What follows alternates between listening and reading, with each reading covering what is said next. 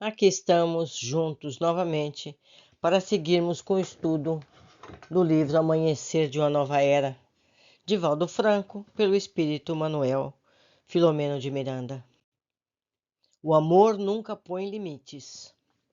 Nesse instante, duas entidades que cooperavam nas reuniões mediúnicas normais da Sociedade Espírita adentraram-se, trazendo em maca, adormecido, um de seus diretores.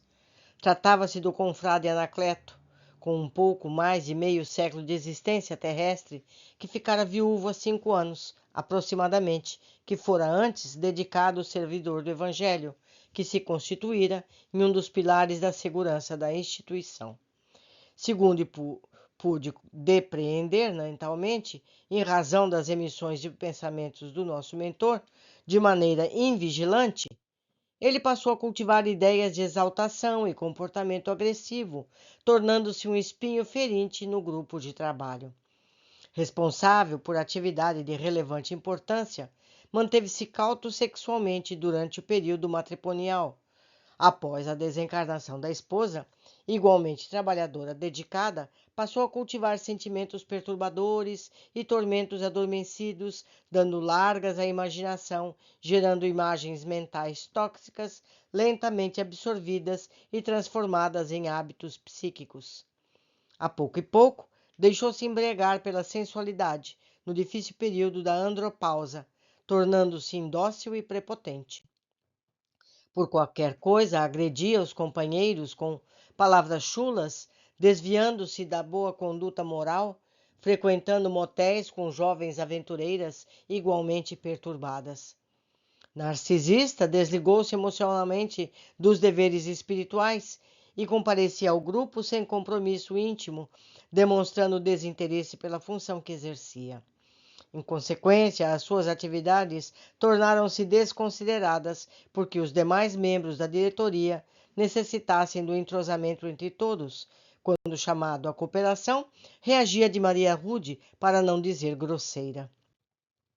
Chegara ao cúmulo de estar desviando valores da contabilidade da casa, a fim de atender à volúpia dos seus tormentos.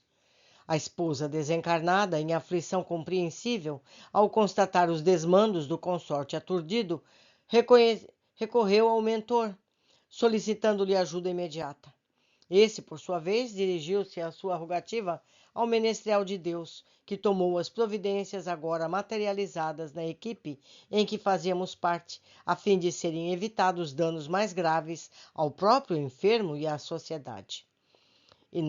E que nele se apresentava com caráter de maior gravidade era a alucinação de alto poder que o mesmo se atribuía, não prestando contas de seus atos administrativos aos demais companheiros, nem aceitando qualquer ingerência ou atitude fraternal que pudesse modificar a situação.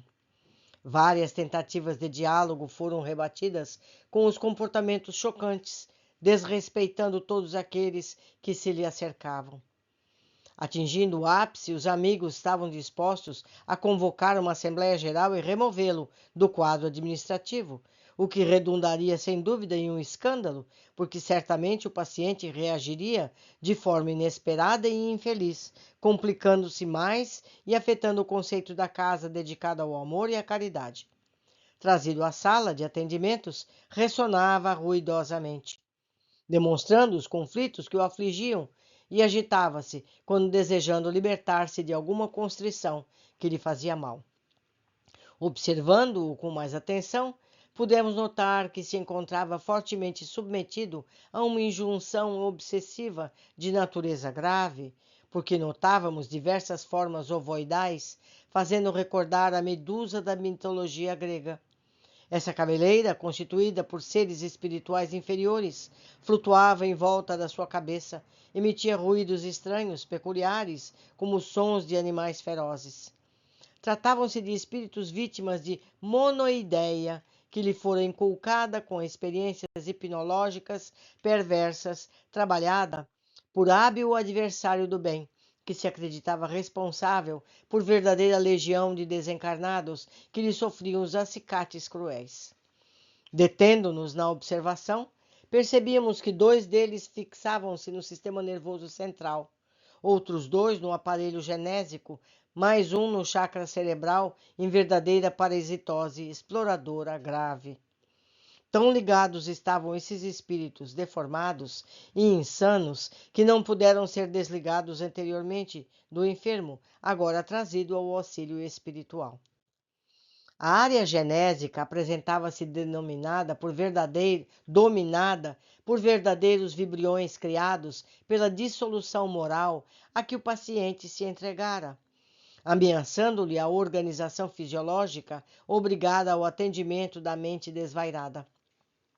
Era natural que o seu fosse o pensamento do desajuste moral, em razão do cérebro sofrer a insidiosa presença do ser infeliz que lhe dominava a nobre região coronária, encharcando-a de energias deletérias.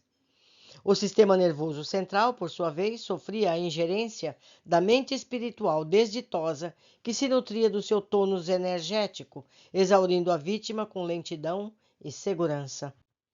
Sem dúvida, com pouco tempo de persistência desse quadro, seria impossível a continuação da existência estável.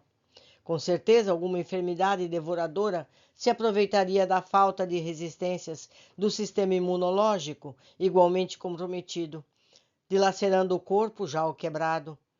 Concomitantemente, o deslate levaria o pensamento à loucura e as consequências seriam imprevisíveis, não fossem as providenciais terapêuticas a que seria submetido a partir daquele momento.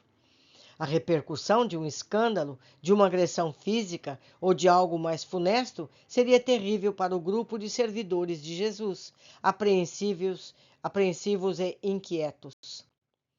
O irmão Anacleto, sem dúvida, era vítima de uma obsessão impiedosa, cujo controle encontrava-se distante, mas bem direcionado.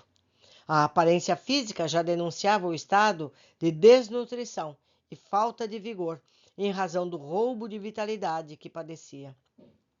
No silêncio natural em que a sala estava mergulhada, envolta em dúlcidas vibrações harmoniosas, Dr. Bezerra exorou o auxílio de Jesus para a atividade que ia iniciar-se, suplicando as suas bênçãos em favor de todos aqueles que se encontravam envolvidos no quadro desolador da obsessão, a vítima e seus algozes.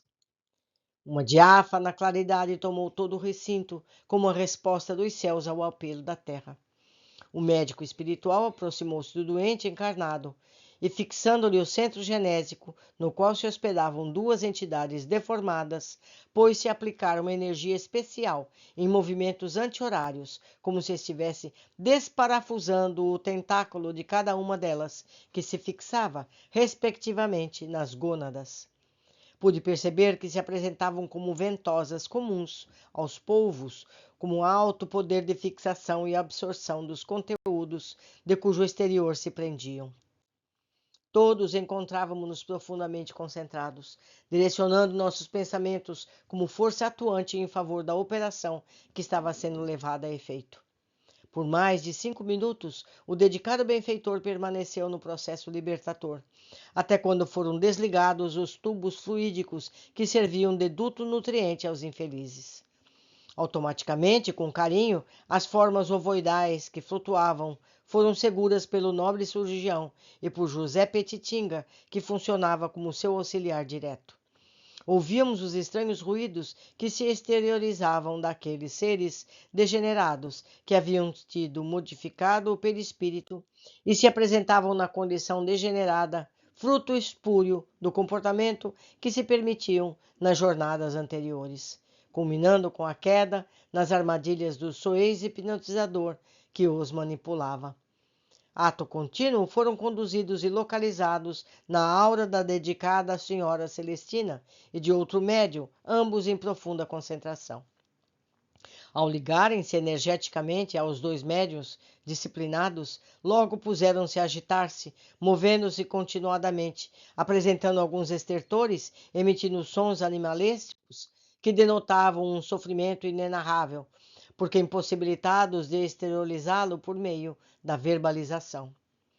Recebendo energia que se estendia das mãos de Hermano, Petitinga e Jesus, num contato transcendente de natureza calmante, com voz suave o mentor falou-lhes. A libertação de que necessitam começa agora, embora se prolongue por algum tempo. É necessário recuperar a forma perdida, utilizando-se o invólucro perispiritual desses que se lhes transformam em intermediário, de modo que no futuro, em processo de reencarnação dolorosa, possam voltar ao estado anterior que usavam indevidamente. Têm sido longos os anos dessa radical transformação, que são o momento da recuperação da vida normal. Todo o patrimônio armazenado através dos tempos e que hoje se encontra arquivado no cerne do ser, volverá lentamente a ser-lhes possível avançar na estrada do progresso. Jesus sempre vai em busca da ovelha tresmalhada, e os irmãos são bem o exemplo daquelas que tombaram renitentes no fundo do abismo onde ora se encontram. Como são capazes de pensar, embora não se possam expressar, voltem-se para Deus e supliquem-lhe misericórdia. Os dias de horror e de desventura são prestes a ceder lugar ao período de esperança e de alegria de viver. Enquanto falava e transmitia energias saudáveis aos espíritos disformes, podíamos captar-lhes o desespero de que expressavam pelo pensamento, embora a monoideia em que cada um degenerara a forma perispiritual, mantendo-os naquela deplorável situação. Havia nessas mensagens mentais desespero e alucinação, ansiedade e angústia.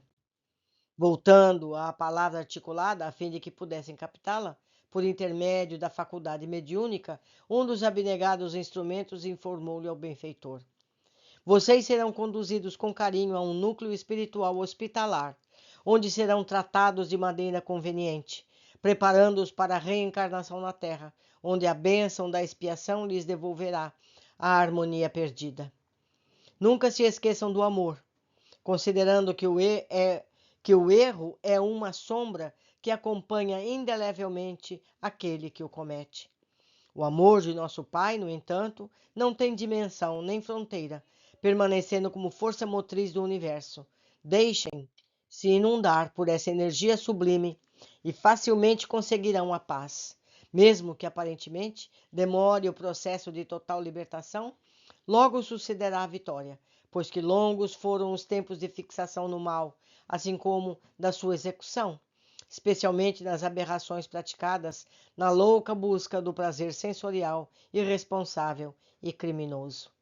Acalmem-se, deixem-se conduzir pela misericórdia do Senhor, não recalcitrando contra o aguilhão que se impuseram.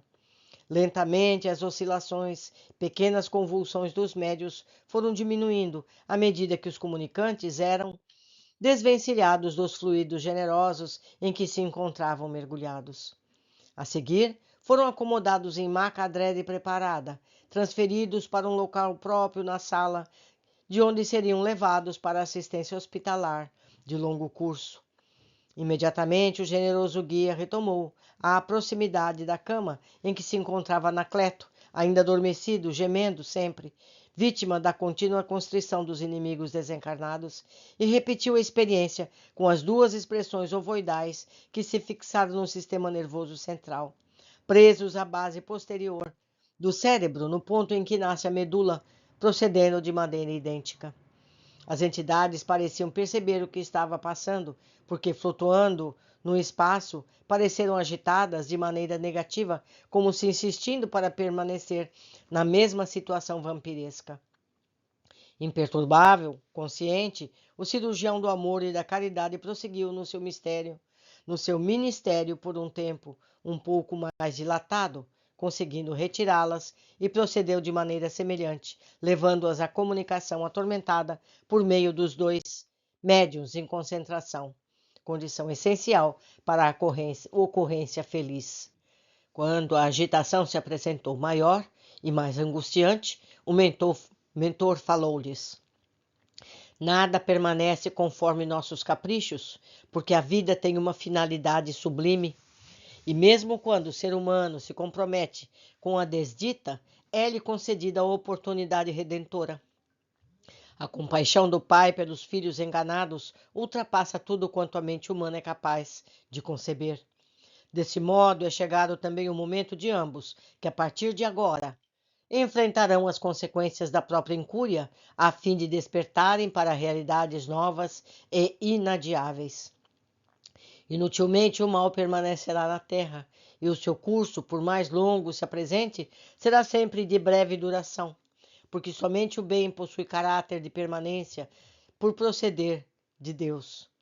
Seduzidos pelo seu sicário, ainda rebelam-se por haver perdido a exploração energética do nosso pobre equivocado, sem dar-se conta de que todos merecem misericórdia e compaixão no estado em que se encontram.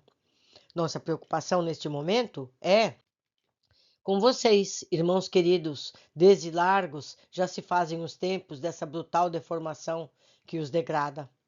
A melhor conduta nesse instante é o abandono da ideia de vingança, assim como a do prazer criminoso que os transformou em degenerados diante das divinas leis. Na pausa inevitável, podíamos captar-lhes as ondas de revolta e de indignação, bem diferentes dos dois anteriormente atendidos. O benfeitor prosseguiu. Impossível a treva resistir à luz e o ódio contrapor-se ao amor. A vitória, sem dúvida, será sempre do eterno bem. Agora adormeçam, repousando um pouco, em face do desvario que os consome. Logo mais será um novo dia e a oportunidade que surge é bênção incomum em favor da felicidade futura de suas vidas. Mantenham-se em paz, porquanto ninguém foge por tempo ilimitado em relação ao próprio destino, fruindo de plenitude que a todos alcançaremos um dia. Deus os abençoe, irmãos queridos. Repetiu-se o procedimento realizado em relação aos anteriores socorridos.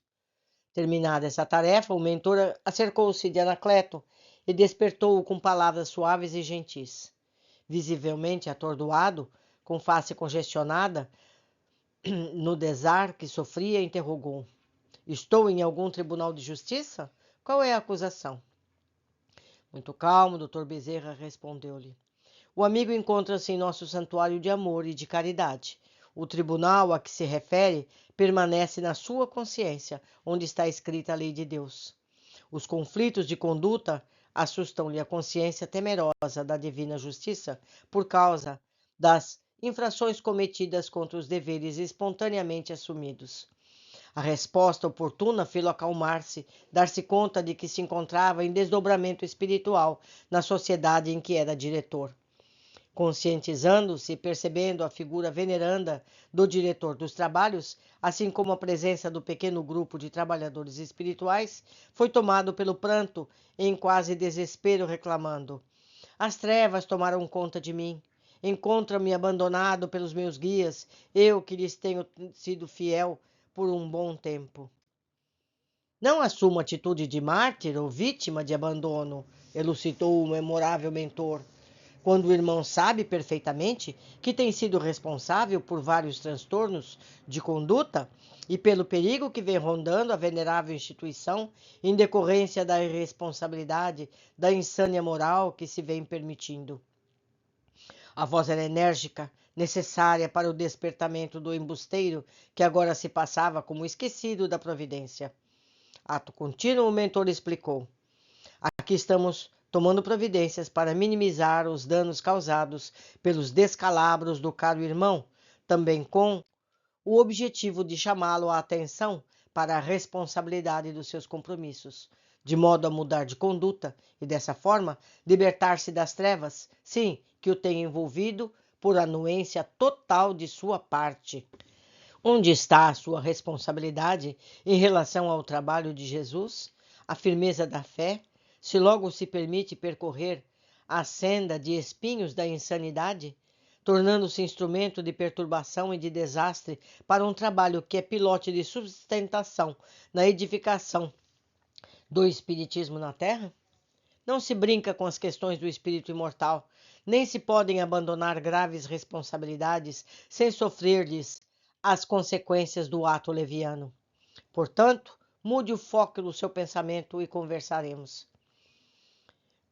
O paciente, que despertava emocional e psiquicamente para o aquilatar os disparates que se vinha permitindo, foi tomado pelo pranto natural de arrependimento, manifestando o desejo de recuperar a paz. Enfrentando a realidade com lucidez, ouviu o bondoso guia informá-lo.